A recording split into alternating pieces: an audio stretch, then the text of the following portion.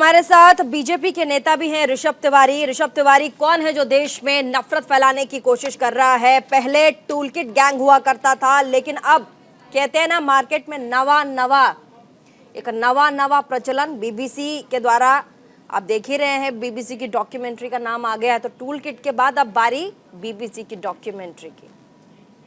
देखिए प्रीति जी, सबसे पहले धन्यवाद इस महत्वपूर्ण विषय पर चर्चा के लिए आमंत्रित करने के लिए।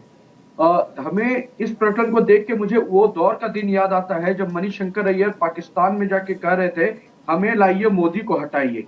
ये विषय मैं इसलिए निकाल के ला रहा हूं कि अगर कोई विदेशी ताकत इस देश की छवि को खराब करने की कोशिश कर रही है, तो इस देश में बैठे कुछ महत्वपूर्ण पदों पे बैठे राजनीतिक दल के कार्यकर्ता, पोस्ट लिए बड़े बड़े पदाधिकारी उसका समर्थन अगर कर रहे हैं, तो ये सवाल उन पे भी खड़ा होता है कि देश की छवि वो अपनी राजनीति रोटी सेकने के लिए किस हद तक गिराएंगे।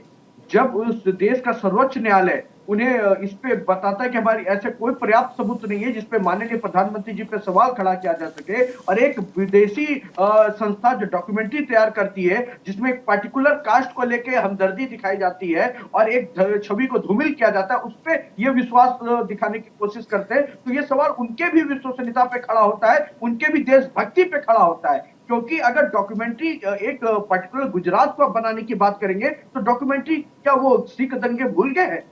क्या भागलपुर दंगे भूल गए हैं?